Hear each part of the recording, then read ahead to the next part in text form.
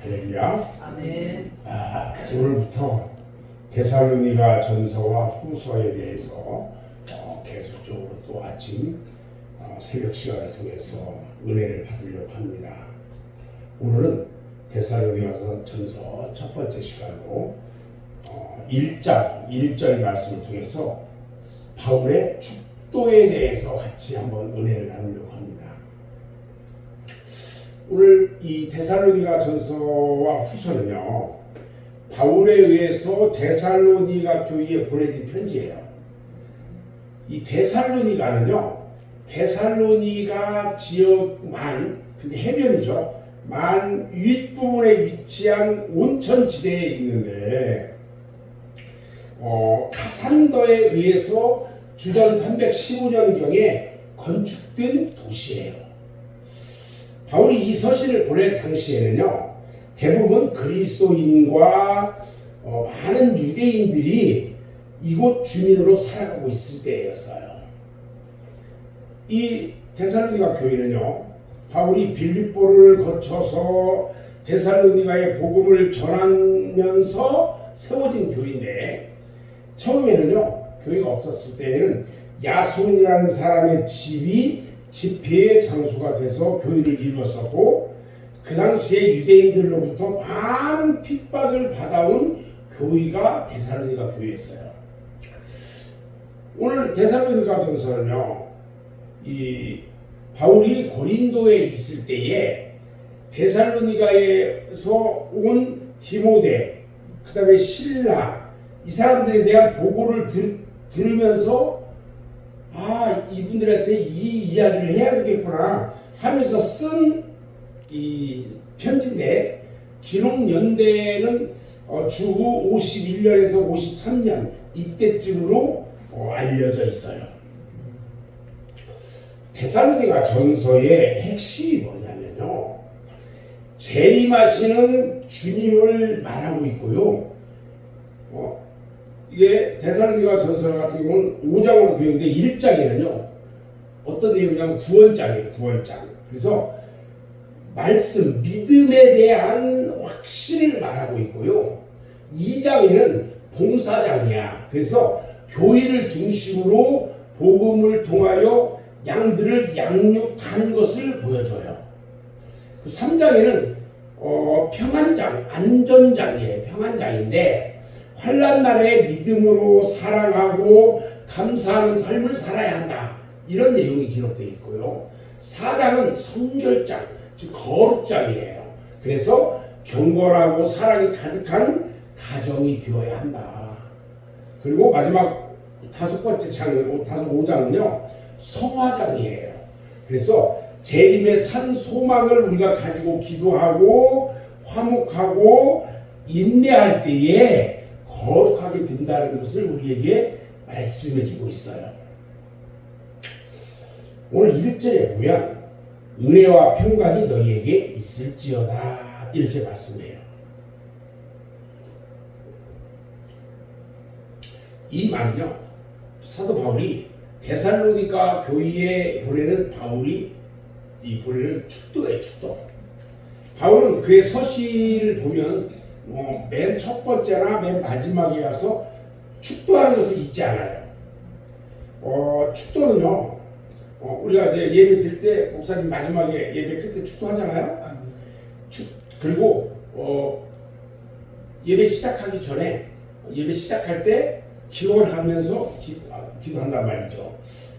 축도는요, 하나님의 교회를 다스리고 그리스도의 사자로서 그리스도의 양무리들을 돌보는 하나님의 종들의 특권이에요. 이것은 축도는 아무에게나 시키지는 않아요.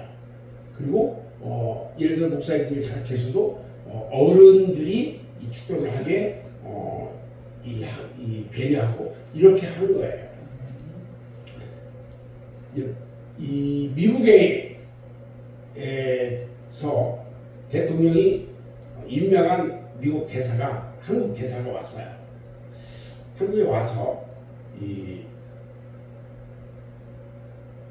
한국에서 이 본국의 예를 들어서 그 어떤 정책을 발표한다면은 비록 그 발표한 사람은 이 주한 미국 대사지만은 미국 대통령의 권위로 이것을 발표하는 거예요. 그렇죠? 그가 자기가 작성한 문안을 자기 생각에 따라서 발표하는 것이 아니라 미국 대통령으로부터 권한을 위임받고 하는 거단 말이죠. 그리스도의 사자들이죠. 주의 종들은 양무리들에게 그리스도의 이름으로 혹은 하나님의 이름으로 혹은 성령의 이름으로 축복을 선언할 수 있는 권한을 위임받았어요. 이해가 되죠? 민수기 6장 24절 27절에 보면요, 아론의 축복문을 우리가 볼 수 있는데, 여호와는 내게 복을 주시고 나를 지키시기를 원하며 여호와는 그의 얼굴을 내게 비추사 은혜 주시기를 원하며 여호와는 그의 얼굴을 내게로 향하사 평강 주시기를 원하노라. 이렇게 축도하는 모습을 볼 수 있어요.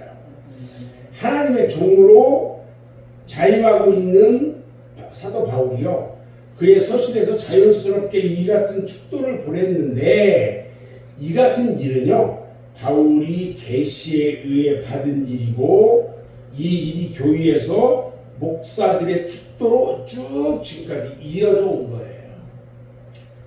바울은 이 축도를 하나님 아버지와 주 예수 그리스도 안에 있는 데살로니가 일의 교회에 보냈다, 이렇게 말해요. 그리스도 안에 있다는 말은요 두 가지 뜻을 가지고 생각해 볼 수 있는데, 하나는 하나님 편에서 보는 견해, 또 하나는 사람 편에서 보는 견해, 두 가지를 볼 수 있어요. 하나님 편에서 보는 견해에 따른다면 이들은 어린 양의 생명책에 기록되어 있는 사람들이라는 거예요. 하나님께서는 창세 전에 그리스도 안에서 그의 백성으로 택함 받은 사람들이 있는데, 그 사람들의 명단이 생명책이라는 거예요. 하나님은 이 사람들을 구원하기 위해서 세상을 창조하셨고 궁극적으로 이 사람들만 구원한다는 거죠. 그리고 이들은요 성령으로 거듭난 사람들이에요. 하나님께서 그 백성들을 구별하시는데, 구별해요. 그 방법이 뭐냐면 믿음을 주시고 성령으로 거듭나게 하셔서 하나님의 백성으로 인쳐준다는 거예요. 그래서 구분되는 거예요. 하나님께서 우리를 새로운 창조물로 만드시는 그 방법이요 성령으로 거듭나게 하는 일이에요. 천국에 갈 수 있는 최종적 승자는 누구냐? 성령으로 거듭난 사람들이라는 거예요. 되게 중요해요. 그리고 사람 편에서 보는 견해는요, 이들은 믿음을 확실히 소유한 사람들인데 믿음이 없이는 여러분 거듭날 수가 없어요. 믿음을 가진 사람들이 그 사람들에게 성령으로 인쳐주시는 것은요 성령으로 거듭나게 해주는 거거든요. 믿음은 하나님이 그의 예정된 백성들에게 주시는 선물이기 때문에 모든 사람이 자기 생각에 따라 가질 수 있는 것은 아니에요. 누구나 다 똑같지가 않다는 거죠. 믿음을 소유했다는 것은요 자기 입에 말로만 그쳐서는 안 돼요. 자기에게 믿음이 있다고 하는 스스로 분명한 증거를 가지고 있어서 어떤 일이 있더라도 흔들리지 않는 믿음을 가지고 있어야 한다는 거예요. 여기에는 내가 그리스도를 내 구주로 영접했다고 하는 확신이 필요해요. 구주를 내 구주로 영접했다는 그래서 영접이 대단히 중요해요. 그리고요 누구 앞에서든지 그리스도가 나의 구주이심을 분명히 증거하는 입술의 열매가 있어야 돼요. 내 입으로 이야기할 수 있어야 된다는 거죠. 우리 주님은 누구든지 사람 앞에서 나를 부끄러워하면 나도 아버지 앞에서 그 사람을 부끄러워할 거라는 거예요. 그러나 내가 사람들 앞에서 주님을 증거하면 그것을 우리 하나님 앞에 똑같이 하겠다는 거예요. 나의 삶의 목적이 그리스도에게 있다는 사실을 기초하면서 살아가야 한다는 거예요. 아멘. 다음에 우리가 그리스도를 떠난 생애는 살 수가 없잖아요.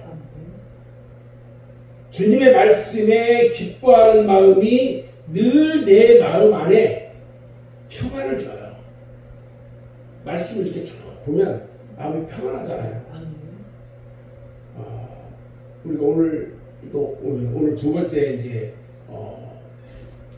성경 개론에 대해서 1시간 동안 또 저녁에 공부할 건데, 요즘은 계속 말씀 보면서 이 시간 뒤면 막 거기에 빠져요. 어떤 분들은 쉽게 성경도 보고 뭐 이렇게 저렇게 하는데 저는 그렇게 빠지진 않아요. 어떤 말씀 빠지면 막 찾고 연구하고 그게 참 재미있어요. 이 같은 일은요, 그 사람의 인격이나 학식이나 교회에 나온 어떤 경력이나 직분에 의해서 얻어지는 것이 아니에요. 내 속에 내주하고 계시는 성령의 역사이기 때문에 우리에게 구원의 확신을 주는 거예요. 아멘. 그래서 우리가 이 처음이나 마지막에 하는 축도는 하나님의 축복의 선언이에요. 선언. 하나님의 축복의 전달은요, 은혜와 평강으로 와요. 그래서 은혜와 평강이 있을지어다 이렇게 선언하는 거예요. 은혜는요, 그리스도 안에 있는 풍성한 생명과 하나님의 사랑을 의미해요. 평강이 뭘까? 평강은요, 하나님과의 화목에서 오는 마음의 평안이 평강이에요. 저는 이제 오늘 말씀을 정리를 하면, 우리는 예수 그리스도로 말미암아 그리스도 안에서 은혜와 평강을 선언받은 사람들이에요. 여러분들은 은혜와 평강 가운데서 신앙적으로 크게 성장해서 데살로니가 교인들에게 선언한 하나님의 그 축복을 받을 수 있는 저와 여러분 모두가 되기를 주님의 이름으로 축원합니다. 아멘.